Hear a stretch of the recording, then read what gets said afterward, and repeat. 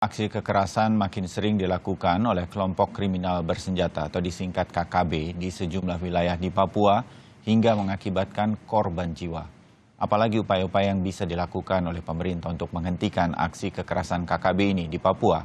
Kita akan segera membahasnya. Sudah bergabung secara daring anggota Komisi 1 DPR RI, Effendi Simbolon, peneliti tim kajian Papua dari LIPI, Rosita Dewi, dan serta kami juga sudah mengontak sebetulnya sejak kemarin untuk bisa bersama Wakil Satgas Humas dari Operasi Nemangkawi di Papua, AKBP Arif Fajar Satria, tetapi masih belum tersambung. Semoga nanti kita bisa menghubungi beliau.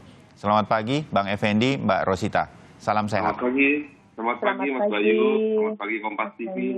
Ya, kita ketemu lagi untuk membahas Papua ya Bang Effendi sama Mbak Rosita, tapi kita nggak boleh bosan karena ini memang harus kita selesaikan secara bersama. Bang Effendi, kemarin teman-teman dari Komisi 1 selesai RDP ya, rapat dengar pendapat dengan Panglima TNI. Kelihatan semua tuh gemesnya dengan situasi Papua tampaknya. Muncul banyak komentar dari teman-teman di fraksi yang ada di Komisi 1. Apa sih yang sebenarnya terjadi yang disampaikan oleh Panglima? Mengapa kondisi keamanan kita ini seperti diledek habis-habisan sama KKB ini? Peristiwa dalam 1 minggu terjadi di satu distrik Beoga di Kabupaten Puncak. Bang Effendi, apa kata Panglima itu? Mengapa itu bisa terjadi? Selamat pagi. Pertama Mas Bayu, untuk raker mungkin ya, bukan RDP dengan Panglima tidak dalam waktu ya, dekat dikoreksi, yang ya. lalu. Tapi itu penjelasan raker di bulan-bulan sebelumnya ya. Jadi bukan yang 2 minggu pada saat kejadian diduga atau di wilayah Papua yang sedang kita bahas ini. Ya. Secara keseluruhan sebenarnya situasi keamanan dan juga situasi sosial politik kita di Papua relatif sebenarnya jauh lebih baik ya. Jauh lebih baik. Bahwa ada ekses-ekses 1-2 kejadian seperti ini memang ya itu menjadi perhatian. Ya. Ada 4 nyawa Bang Effendi, 4 nyawa, 2 guru, 1 tukang ojek, 1 siswa SMA. Gimana kita mau bilang ini masih kondusif, Bang Effendi?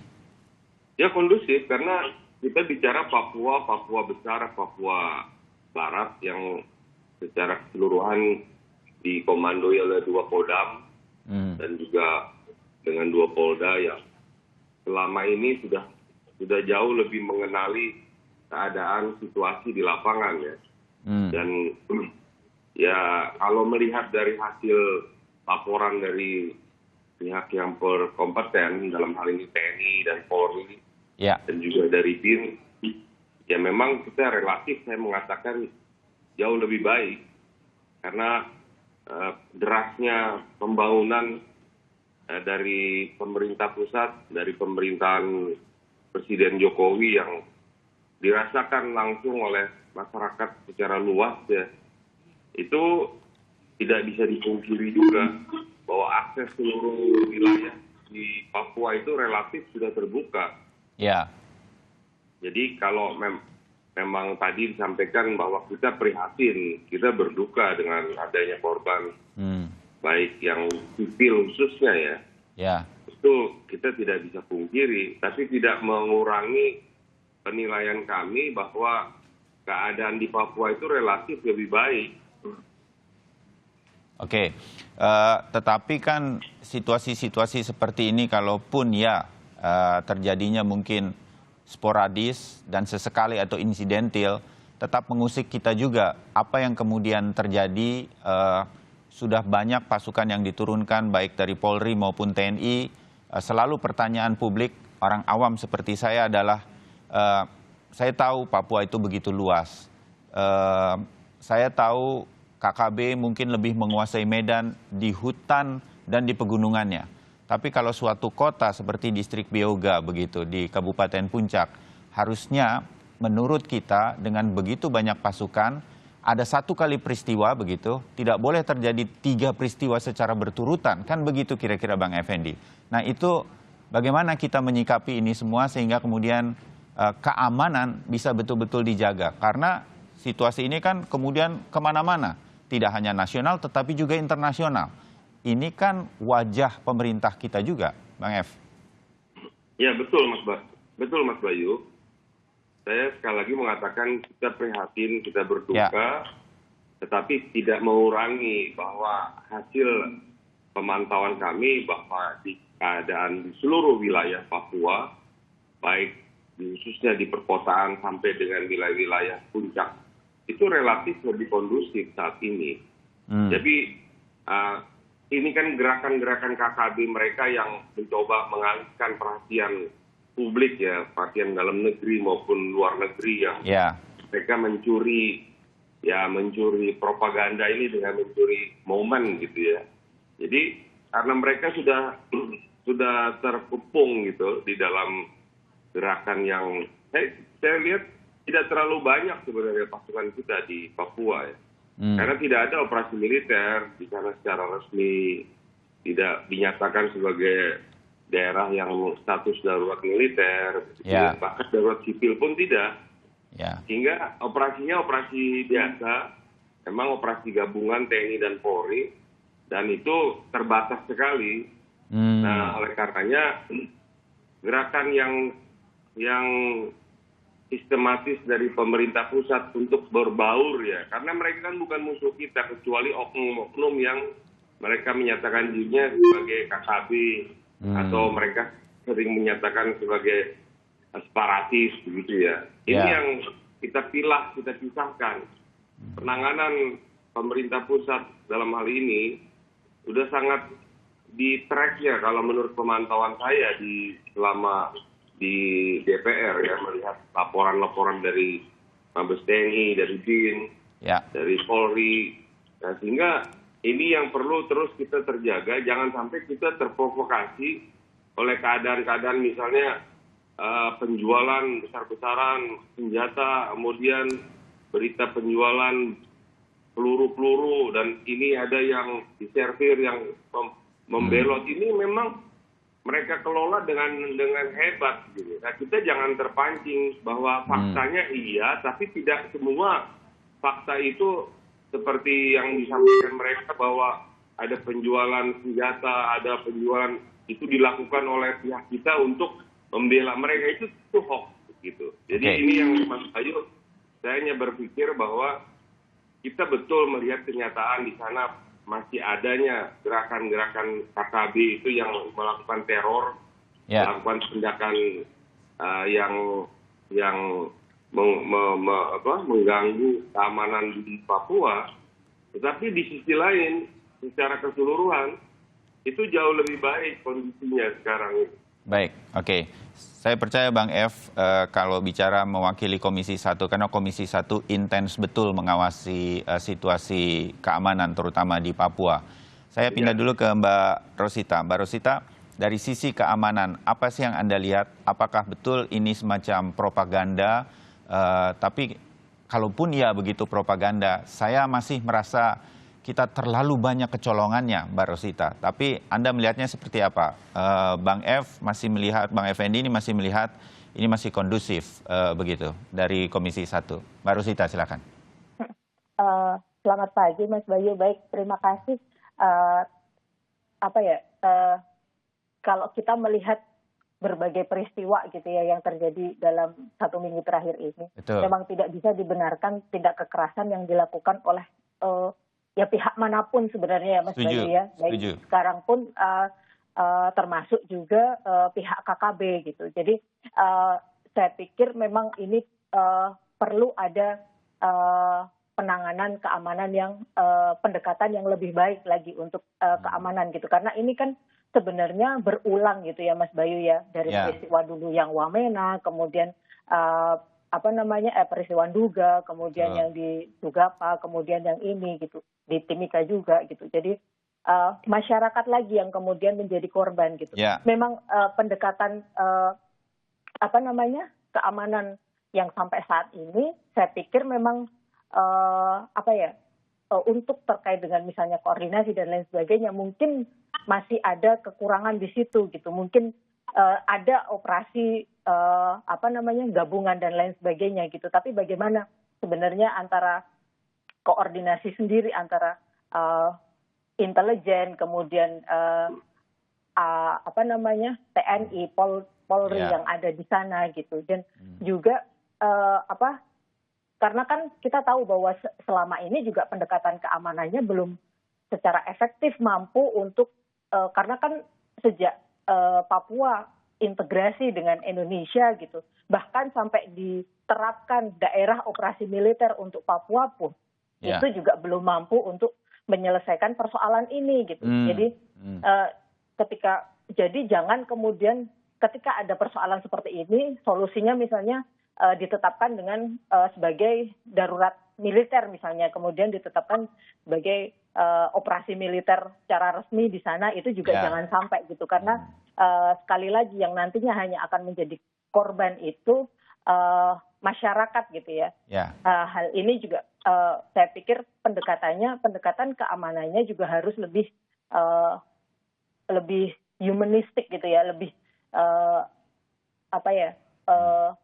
pendekatan kemanusiaan itu harus dikedepankan dalam pendekatan keamanan yang dilakukan di Papua. Memang sudah jauh lebih baik gitu ya kondisinya. Tapi sekarang ini kan pasukan-pasukan yang ada di sana mungkin saya agak berbeda dengan Pak Effendi gitu ya. Mohon izin Bapak, saya agak berbeda gitu. Jadi bahwa sebenarnya penempatan pasukan mungkin juga sudah cukup banyak di sana ketika misalnya berhadapan dengan yang mungkin Pak Effendi bilang tadi bahwa KKB ini juga hanya di lokasi-lokasi tertentu gitu. Jadi hal seperti ini seharusnya bisa lebih dilokalisir gitu. Misalnya bagaimana sih selama ini peran intelijennya gitu. Karena kan ini berulang gitu, dan ini aksinya yang dilakukan oleh si Lekaga gitu ya, misalnya kelompok yang itu lagi gitu, Bagaimana bisa intelijen ini juga akurat gitu. Ketika misalnya, jadi tidak kemudian eksesnya masif gitu. Seringkali terjadi kontak senjata. Nah, ketika terjadi kontak senjata ya lagi-lagi korbannya masyarakat sipil lagi. Ya, Bang F, bisa dijawab sedikit, setuju juga bahwa intelijen kita berperan atau tidak sehingga kemudian tidak sampai misalnya harus jatuh korban jiwa dari masyarakat. Ini kan membuat mereka trauma sekarang. Bang F. Iya, justru kemampuan intelijen kita dan dikoordinasi oleh BIN itu jauh lebih baik sekarang. Dengan mengenali medan lebih baik, kemudian dukungan peralatan yang lebih baik, dan personel kita moralnya yang lebih baik saat ini. Ya, bahwa ada seperti kejadian di Batalion 400 dari Jawa Tengah yang kemudian kurang mampu mereka secara leadership ya mengelola pendekatan yang tadi. Pendekatan kita sudah lakukan pendekatan yang tegas, tetapi tetap mengedepankan hak asasi manusia yang sangat humanis. Karena mereka juga saudara-saudara kita juga. Jauh lebih banyak kalau kita mau deploy, kita gelar, ya Mas Bayu ya. Berapa banyak yang kembali ke pangkuan Ibu Pertiwi daripada, tetapi ya mereka memang mampu mengelola media sosial dan media propagandanya, karena mereka kan pada posisi yang namanya juga posisi berjuang gitu ya. Ini jangan kita katakanlah jangan kita lengah gitu ya. Dalam hal ini kan Kemlu kita juga berjuang di medan di diplomasi internasional. Bagaimana kita menjaga gerakan, mereka juga melakukan gerakan yang sama, gerakan politik internasional, politik dalam negeri, gerakan-gerakan ada operasi militer mereka, gerakan teror mereka, untuk semuanya berujung kepada bagaimana mencari perhatian dunia, perhatian publik. Oke, nah jadi, Bang Effendi, apakah kekhawatiran kita melanggar HAM dari aparat-aparat keamanan kita dan juga kekhawatiran strategi kita ke luar negeri kalau kemudian kita terlalu meredam mereka, ini yang menjadi hambatan sebenarnya, karena kan semuanya menurut Bang Effendi atau Komisi 1 semuanya mumpuni kita jumlah pasukan kita, mengenal medannya juga sudah oke, intelijen juga menurut Bang Effendi jauh lebih baik. Tapi toh peristiwa ini dalam seminggu terakhir kan membuat kita prihatin. Jadi di mana kita bolongnya begitu, Bang Effendi? Jauh lebih banyak pasukan kita di operasi darurat militer dan darurat sipil di Aceh pada saat GAM. Dan ini kita tidak menggunakan pasukan yang terbuka begitu. Kita bergabung dan berbaur dengan masyarakat bahwa ada operasi-operasi, ya itu juga kalau saya melihat termasuk Kopassus sekalipun itu tidak besar di sana kekuatannya. Jadi tidak diartikan keadaan itu seperti yang dipropagandakan oleh pihak mereka ya, yang mereka kelola dengan baik itu. Kita semuanya sepertinya ya betul, kita peduli kepada keluarga kita yang jadi korban, keluarga kita yang menjadi teraniaya, itu betul. Bagaimana kita mengcounter, Bang Effendi, ini peristiwa-peristiwa yang kami grafiskan untuk pemirsa dari seminggu terakhir ini. Ada orang tewas, ada pembakaran rumah, pembakaran sekolah. Bagaimana saya belum dengar ini counternya dari pemerintah. Kalau iya ini adalah bagian dari upaya propaganda, kita balasnya apa? Propaganda ini kan harus dibalas, begitu, Bang Effendi? Kita tidak harus membalas case per case dengan mereka, karena kita jangan diametral dengan mereka di publik ya. Tetapi betul bahwa di berbagai tempat, khususnya di wilayah Papua, bukan Papua Barat ya, itu memang ada titik-titik yang mereka memang sekat antara mereka dengan masyarakat Papua sendiri itu kan tidak terlihat. Ya memang mereka bagian dari integral itu semua. Itulah perlu kekhususan di dalam penanganan ini. Dan teman-teman kita TNI dan Polri yang di lapangan itu, Mas Bayu, benar-benar sudah luar biasa mereka ada di setuju saya. Bahwa ada ekses seperti Batalion 400 yang ada sedikit. Mereka komandannya belum mengenali pratugas di sana, kemudian melakukan katakanlah yang ekstra begitu, yang di luar kepatusan itu ekses saja. Tapi secara keseluruhan Mabes TNI, TNI Angkatan Darat, demikian juga TNI Angkatan lainnya yang ikut terus berjuang di sana untuk mendapatkan, merebut hati rakyat itu. Ya kita karena tidak kita tembakin semua mereka di sana, bukan musuh. Semua itu. Mereka adalah bagian keluarga kita, bahwa ada digerakkan di dalam masyarakat itulah yang harus secara hati-hati. Jadi penanganannya tidak seperti perang terbuka begitu, Mbak.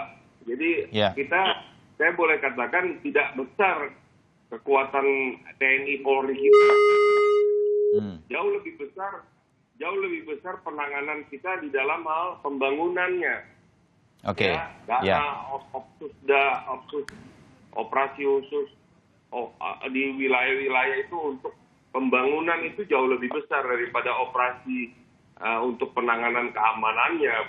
Jadi itu yang Mas Bayu, saya sekali lagi bukan meniadakan fakta ada ekses, ada kejadian yang memprihatinkan, tetapi juga mari kita buka juga betapa besarnya perhatian pemerintah daerah, khususnya pemerintah pusat. Ya, itu Presiden Jokowi saya kira udah hampir 10 kali mungkin ke Papua itu.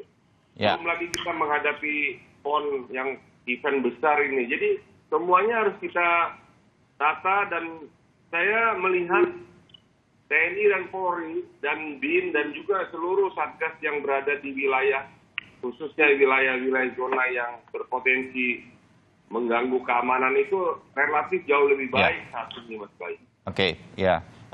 Kita tidak menafikan apa yang sudah dilakukan Polri, TNI, Bang Effendi, tetapi lebih kepada peristiwa 1 minggu terakhir yang mengundang pertanyaan bagi publik juga. Mbak Rosita sedikit, kalau menurut Mbak Rosita dan teman-teman di LIPI, apa yang sebenarnya bisa lebih dilakukan pemerintah untuk meniadakan? Kalau saya pengennya nggak ada nih, nggak bisa lagi hal-hal semacam ini terjadi begitu, sehingga kemudian pembangunan di Papua, apa dan segala macam bisa berjalan. Masyarakat di sana tidak lagi terganggu dengan hal-hal semacam ini, Mbak Rosita. Iya, Mas Bayu. Jadi kalau di dari hasil riset kami, ini memang akar konfliknya ini yang memang belum tertangani secara baik gitu ya, Mas ya. Jadi kenapa akhirnya ada propaganda seperti ini, kemudian juga kalau misalnya menurut Pak Effendi tadi hal seperti ini memang sebagai bagian dari sebuah propaganda gitu ya, memang, dan ini memang mengacau sekali untuk di sana gitu. Jadi saya pikir memang ini perlu pendekatan yang lebih komprehensif gitu. Jadi seperti yang disampaikan pernah hasil dari penelitian LIPI gitu ya, bahwa ada 4 akar persoalan gitu, bahwa ada terkait pelanggaran HAM, kemudian persoalan kekerasan, persoalan marginalisasi, dan juga persoalan status sejarah dan politik gitu ya. Walaupun ini persoalan status sejarah ini kan memang persoalan interpretasi ya, jadi memang masih problematik gitu. Jadi tapi kan ini ada persoalan di Papua itu gitu. Jadi jangan kemudian dilihat bahwa persoalan ini tidak tidak ada gitu, bahwa kita denial bahwa ini persoalan itu. Gitu. Bukankah selama ini Mbak Rosita sudah banyak kepala daerah, pemimpin-pemimpin militer dan kepolisian juga sudah warga Papua, saudara-saudara kita dari Papua asli begitu. Kemudian ada, walaupun sekarang masih dibicarakan otonomi khusus untuk Papua, kan sebenarnya sudah terjadi begitu. Pelan, tapi kan pasti ke arah sana. Ini nggak cukup bagi Papua, pembangunan juga Pak Jokowi terutama membuat ini makin terlihat di Papua. Di mana kemudian hal ini membuat situasi-situasi yang kita dengar sejak lama mengenai Papua belum menuju ke arah yang lebih baik begitu, karena gangguan keamanan masih terjadi. Itu sih concernnya, Mbak Rosita. Iya,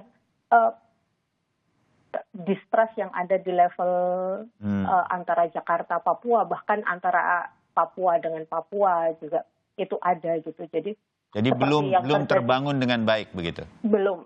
Jadi seperti saat ini misalnya peristiwa yang 1 minggu ini terakhir misalnya, adanya tuduhan bahwa dari KKB yang ditembak itu karena mata-mata TNI misalnya, atau karena hal seperti ini kan terus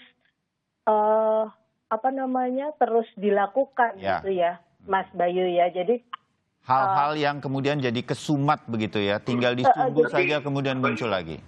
Bayu, ketika sebentar, Bang misalnya ketika misalnya terjadi hal seperti ini gitu ya, misalnya dari pihak KKB menuduh bahwa di masyarakat ada mata-mata TNI atau Polri, kemudian kalau juga dari pihak aparat misalnya bagaimana kelompok KKB ini juga menyusup di masyarakat, akhirnya juga masyarakat juga yang kemudian menjadi korban gitu. Ya, kecurigaan ini ya. Bang Effendi boleh komentar sedikit sebelum saya jeda pendek? Terima kasih Mas Bayu. Mbak Rosita, agar ini jangan membingungkan ya. Tolong, karena LIPI itu kan lembaga yang kita boleh percaya. Di mana yang membingungkan Bang F? 4 poin itu saya kira tidak benar itu. Jangan LIPI ikut-ikutan terprovokasi.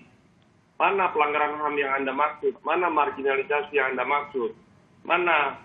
Ini jangan kemudian kita ikut-ikutan bermain di tataran permukaan. Tolong, Mbak Rosita pernah ke sana nggak? Coba kalian ke sana. Semua tim LIPI ini saya undang masuk ke Satgas, ke wilayah, ke Kotis yang terdepan, yang berhadapan langsung dengan KKB itu. Di sana ada pembangunan, ada bakti di sana, ada pembangunan fiber optik di sana, pembangunan satelit di sana, dan itu berjalan saja semuanya. Bahkan presiden kita pernah naik motor di sana.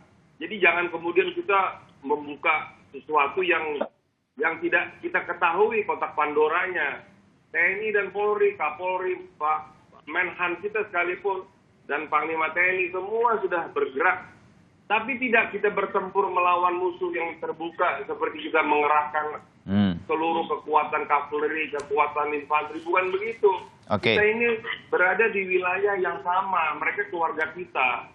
Bahwa ada yang kelompok-kelompok yang bermain untuk ingin melakukan perjuangan untuk separatis itu iya. Oleh karenanya penanganannya, pendekatannya sangat integral itu. Antara kekuatan penegasan TNI dan Polri sekaligus juga pendekatan humanis. Jadi saya kira 4 poin itu harus saya minta nanti dari LIPI ya. Karena LIPI juga kan di bawah kontrol dari DPR juga. Baik. Jangan kemudian dari unsur kita, pemerintah yang melakukan definisi bahwa ada 4 poin. 4 poin itu salah tuh Mbak Rosita. Mana pelanggaran HAM? Kalau Anda melihat betapa hebatnya mereka menghajar karyawan Istaka Karya itu, puluhan yang teraniaya. Kalau Anda lihat itu videonya, nggak mungkin Anda masih berposisi sebagai sekarang bahwa ini ada 4 hidangan dengan sederhananya kalian dari LIPI itu. Baik. Ini lembaga LIPI ini jangan-jangan menjadi lembaga indeks pengembangan isu. Oke. Ya, Bang F. jangan mudah melakukan mengeluarkan statement yang sebelum terverifikasi. Oke. Saya undang seluruh tim